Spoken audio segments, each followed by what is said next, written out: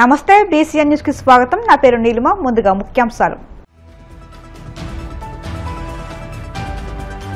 విశాఖపట్నంలో industrial park శంకుస్థాపన చేసిన డిప్యూటీ స్పీకర్, జిల్లా collector, AP IAC chairman.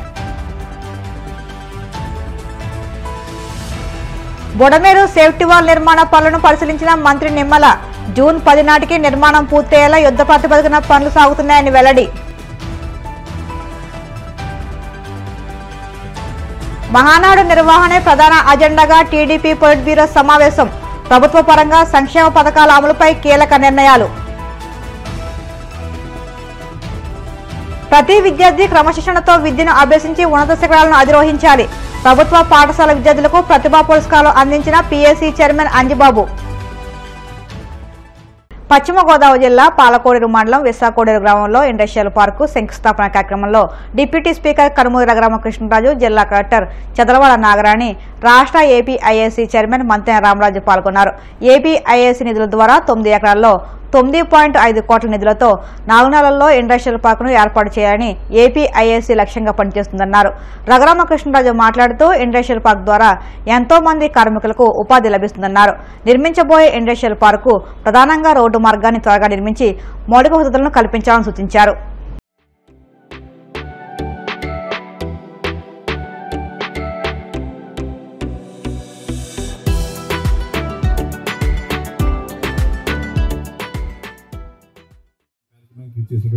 Raghuramakrishnaraju గారికి డిప్యూటీ స్పీకర్. ఏపీఐఏసీ ఆలోచన చక్కటి ఆలోచన, కానీ ముందు దారి, ఎందుకంటే 4 నెలల్లో ఇక్కడ ప్రాజెక్ట్ కట్టమని చెప్పి ముఖ్యమంత్రి గారు ఆదేశించారని చెప్పారు.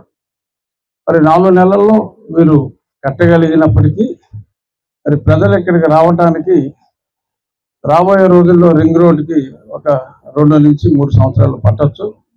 ఈలోపు ఏ రకంగా మనం ఈ రోడ్ని మోటరబుల్ రోడ్ చేయాలి అంటే, మీరు 10 కోట్లు ఖర్చు పెట్టి ఇక్కడ ఏదో కట్టాలనుకుంటున్నారు. 10 కోట్లు ఖర్చు పెట్టి 50 లక్షలు ఖర్చు పెడితే వెహికల్స్ రావాలనుకోండి, వచ్చే పరిస్థితి ఉందంటే అది కనీసం అక్కడక్కడ కొంచెం వెహికల్ తప్పుకోవడానికి కొంచెం సపరేట్ గా ఒక రౌండ్ అలా ఏర్పాటు చేసి ముందు వెహికల్స్ ఇక్కడికి వచ్చి ఏర్పాటు సైమల్టేనియస్ గా చేస్తూ ఉంటే అది ప్రజలకి అందుబాటులో ఉంటుంది. రాష్ట్రాన్ని ఊడ్చేసి ఖాళీ చిల్లికుండను మాజీ సీఎం జగన్ తమ చేతికి ఇచ్చినా ఏదో ఒకటి చేసి అభివృద్ధి పనులు చేపడుతున్నామని మంత్రి నిమ్మ రామనాయుడు పేర్కొన్నారు. ఏదైనా ప్రజలకు చేయాలని 10,000 కోట్లు అప్పు తెస్తే జగన్ చేసిన అప్పులకు వడ్డీలు కట్టేందుకే సరిపోతున్నాయని ఆవేదన వ్యక్తం చేశారు. ఎన్టీఆర్ జిల్లా ఇబ్రహీంపట్నం మండలం కొండపల్లి మున్సిపాలిటీ శాంతినగర్ వద్ద బుడమేరు డైవర్షన్ ఛానల్కు గత ఏడాది వరదలకు ఏర్పడ్డ 3 గంటల వద్ద యుద్ధ ప్రాతిపదికన పూపించిన కట్టకు సమాంతరంగా సేఫ్టీ వాల్ నిర్మాణ పనులు ప్రారంభమయ్యాయి. వాటిని మైలవరం ఎమ్మెల్యే వసంత వెంకట కృష్ణప్రసాద్తో కలిసి ఆయన పరిశీలించారు. ఈ సందర్భంగా మంత్రి మాట్లాడుతూ బుడమేరుకు శాశ్వత పరిష్కారం చూపాల్సిన అవసరం ఉందని, ఇందుకు కేంద్ర సాయం అవసరమన్నారు. ఇప్పుడున్న పరిస్థితులను బట్టి రాష్ట్ర బడ్జెట్ ఒక్కటే సరిపోదని 28 కోట్లతో 3 గంటలు పడిన చోట సుమారు 500 మీటర్ల పర్మనెంట్ సేఫ్టీ వాల్ నిర్మాణం జూన్ 10 నాటికి పూర్తయ్యేలా యుద్ధ ప్రాతిపదికన పనులు సాగుతున్నాయని తెలిపారు.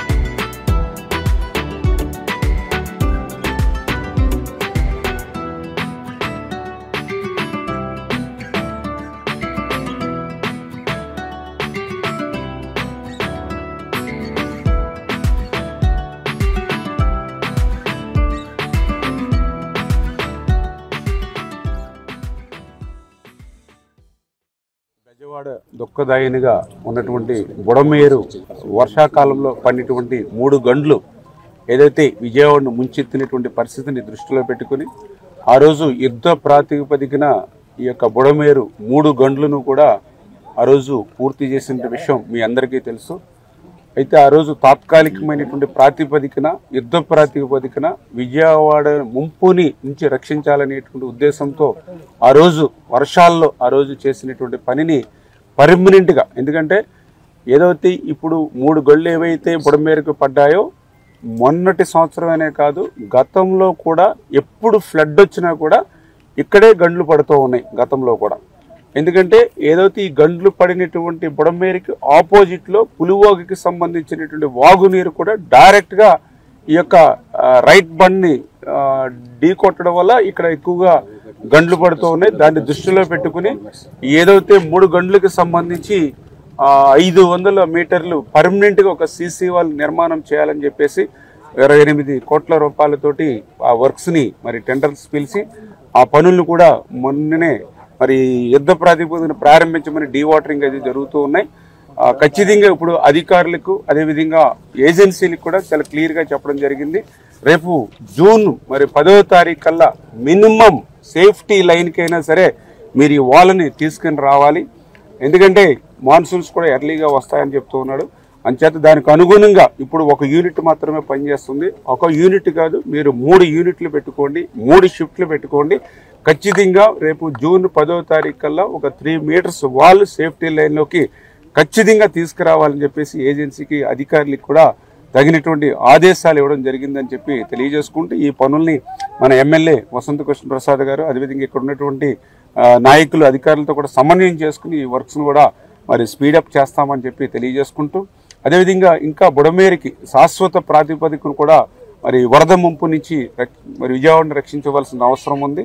దానిలో భాగంగానే మరి వెలగలేరు రెగ్యులేటర్ దగ్గర నుంచి ఓల్డ్ ఛానల్ ఏదైతే ఉందో ఎనికేపాడు యూటీ వరకు ఆ ఓల్డ్ ఛానల్ని కూడా డెవలప్ చేయడానికి అదేవిధంగా వెలగలేరు రెగ్యులేటర్ నుంచి ఓల్డ్ ఛానల్కి సమాంతరంగా పాత కాలువ అది డెవలప్ చేసి తద్వారా ఒక 20,000-25,000 క్యూసెక్కుల నీరు ఆ యొక్క ఎనికేపాడు యూటీ నుంచి కొల్లేరుకి తీసుకెళ్లేటువంటి విధంగా కూడా ఒక ప్రతిపాదనను ఆ ల్యాండ్ ఎక్విజిషన్ అన్నీ కూడా చేయడం జరుగుతుంది.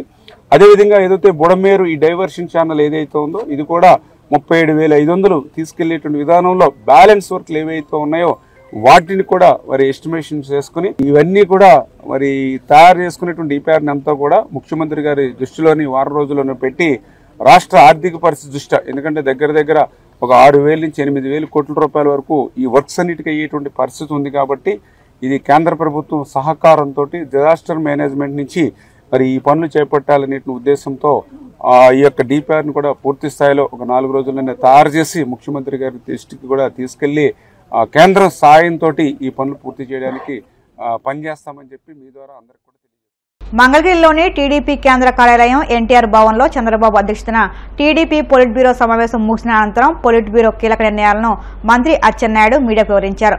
ప్రతి నెల సంక్షేమం అందేలా ఏడాది క్యాలెండర్ రూపకల్పనకు పొలిట్ బ్యూరో నిర్ణయం తీసుకుందని తెలిపారు. ఉగ్రదాడిలో అమరులైన వారికి సంఘీభావంగా ఈ నెల 16, 17, 18 తేదీల్లో తిరంగా ర్యాలీలు నిర్వహించాలని పొలిట్ బ్యూరో నిర్ణయించిందని తెలిపారు. దీపం పథకం కింద లబ్ధిదారుల ఖాతాల్లో సిలిండర్ బుకింగ్ కంటే ముందే సొమ్ము చెల్లించాలని నిర్ణయం తీసుకున్నారు. ఏడాదిలో ఒక నెలలో 3 సిలిండర్ల నగదును ఒకేసారి చెల్లించాలని నిర్ణయం తీసుకున్నారు.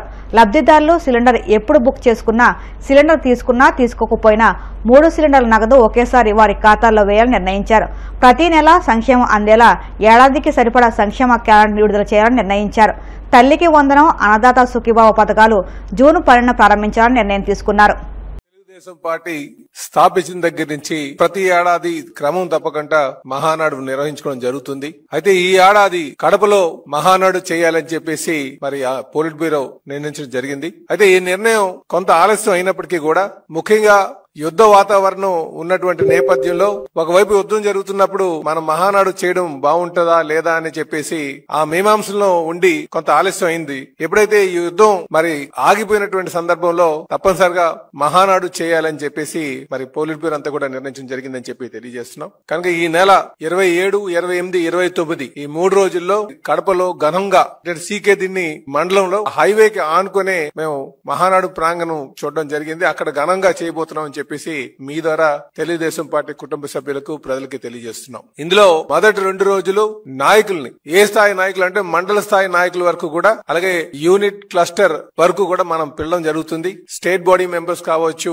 పోలిట్ బ్యూరో మెంబర్స్ కావచ్చు, జిల్లా body members, state body members అందరినీ కలుపుకొని సుమారు 23,000 మందికి మొదటి 2 రోజులు మేము ఆహ్వానిస్తున్నాం. 3వ రోజుకి వచ్చేసరికి గ్రామ స్థాయి అధ్యక్షుల వరకు, గ్రామ కమిటీ వరకు కూడా పిలవడం జరుగుతుందని చెప్పేసి ఈ సందర్భంగా తెలియజేస్తున్నాం. అంటే సుమారు 50,000 మందికి ఆ రోజు మీటింగ్ కి ఆహ్వానం పంపడం జరుగుతుందని చెప్పి తెలియజేస్తున్నాం. ఇది కాకుండా ఆ చుట్టుపక్కల ఉన్నటువంటి నియోజకవర్గాల్లో ఈ కుటుంబ సాధికార సారథులు అని చెప్పేసి మేము ఒక కమిటీని వేసుకుంటున్నాం. వాళ్ళందరికీ కూడా ఆహ్వానం పంపడం జరుగుతుందని చెప్పేసి ఈ సందర్భంగా తెలియజేస్తూ, ఈ ఏడాది మరి పార్టీ ఆవిర్భవించిన దగ్గర నుంచి కూడా కడపలో మరి ఇంతవరకు మేము చేయలేదు. 2024 ఎలక్షన్ లో కడప జిల్లా వారు బాగా ఆదరించినటువంటి సందర్భం. పార్టీ ఆవిర్భవించినప్పుడు వారు ఆదరించారు, మళ్ళీ ఇప్పుడు ఆదరించారు. కనుక అందరూ కూడా కడపలో ఘనంగా చేయాలి. అంటే కొంతమంది అక్కడ అకామిడేషన్ లేదు ఎలాగా అని చెప్పేసి కొంత డౌట్లు ఎక్స్ప్రెస్ చేసేటప్పటికి కూడా అక్కడే చేయాలని చెప్పేసి నిర్ణయం తీసుకున్నామని చెప్పేసి తెలియజేస్తున్నాం. ఈలోగా కూడా మేము ప్రతి నియోజకవర్గంలో క్యాడర్ ను పిలిపించి ట్రైనింగ్ కూడా ఇవ్వడం జరుగుతుందని చెప్పేసి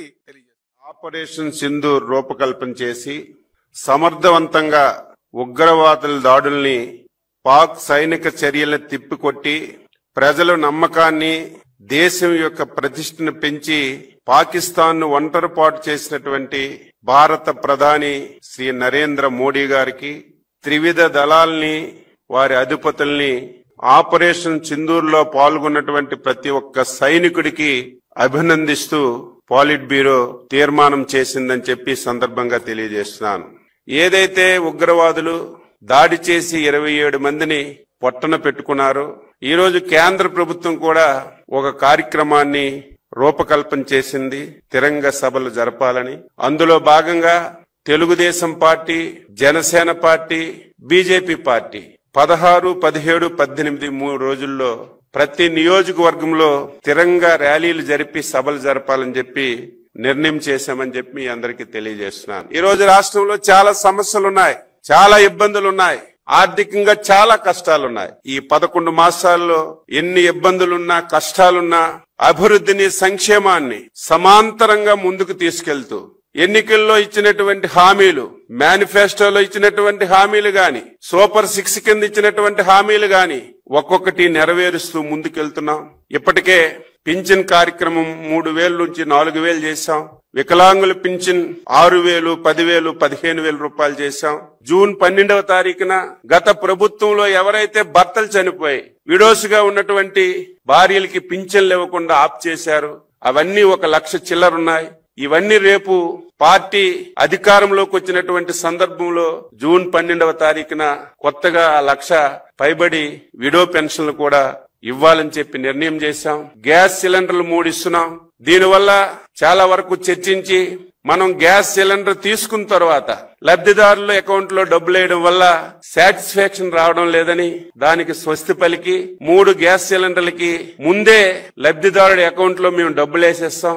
ఆయనే డైరెక్ట్ గా కొనుక్కోవచ్చు, కొనుక్కోకపోవచ్చు, లేకపోతే డబ్బులు తీసుకునే అవకాశం ఉంటుంది. ఇది ఒక మంచి నిర్ణయం ముఖ్యమంత్రి గారు ఈ రోజు పాలిట్ బ్యూరోలో నిర్ణయం తీసుకొని జనసేన, బీజేపీతో మాట్లాడి ప్రభుత్వంలో ఈ ఆదేశాలు ఇవ్వడానికి నిర్ణయం చేశాం అని చెప్పి సందర్భంగా తెలియజేస్తున్నాను. మొన్ననే మత్స్యకారులకి 258 కోట్లు వేట నిషేధ సమయానికి భృతి కూడా ఇచ్చాం. రేపు జూన్ 12 పాఠశాలలు తెరిసేలోగా తల్లికి వందనం కింద పిల్లల తల్లిదండ్రుల అకౌంట్లలో డబ్బులేయాలని ఈరోజు పాలిట్ బ్యూరోలో నిర్ణయం చేశాం. కేంద్ర ప్రభుత్వం రేపెప్పుడు అన్నదాత సుఖీభవ కింద ఫస్ట్ ఇన్స్టాల్మెంట్ వేస్తారు, అదే రోజు మనం ఫస్ట్ ఇన్స్టాల్మెంట్ జోడించి రైతులకు ఇవ్వాలని చెప్పి నిర్ణయం చేశాం. దీంతో పాటుగా ఇంకొక మంచి నిర్ణయం తీసుకున్నాం. రేపా ఎల్లుండా 10 రోజుల్లో రాష్ట్ర ముఖ్యమంత్రి గారు, జాతీయ పార్టీ అధ్యక్షులు ఈ 12 మాసాల్లో ఏ నెలలో ఏ సంక్షేమ పథకం ఇస్తాం, ఏ తారీఖుని ఇస్తామనేది ఒక సంవత్సరం క్యాలెండర్ కూడా వీలైనంత త్వరగా ముఖ్యమంత్రి గారు సంక్షేమ పథకాలు ఏదైతే సూపర్ 6 లో గాని ఏదైతే మనం హామీలు ఇచ్చామో ఒక్కొక్క మంత్ ఒక్కొక్క సంక్షేమ పథకాన్ని అమలు చేయాలని 12 మాసాల క్యాలెండర్ కూడా వీలైనంత తొందరగా ఇస్తామని చెప్పి సందర్భంగా తెలియజేస్తున్నాను. 11 మాసాల్లో 8.50 లక్షల పెట్టుబడులు వచ్చాయి. అవన్నీ అమలు జరిగే విధంగా మనం అనుకున్నటువంటి 20 లక్షల ఉద్యోగాలు ప్రతి ఒక్కరికి ఇవ్వాలి. అదేదో మనం చెప్పడం కాదు, ఎవరు కంప్యూటర్లో చూసినా సరే ఏ పరిశ్రమలో ఎంతమందికి, ఏ ఊర్లో ఎంతమందికి, ఏ జిల్లాలో ఎంతమందికి ఇచ్చామనే స్పష్టమైనటువంటి సమాచారాన్ని ప్రతి ఒక్కరికి తెలియజేయాలని ఈరోజు పాలిట్ బ్యూరోలో నిర్ణయం చేశాం. ఇప్పుడు కాసేపు ప్రకటనలు.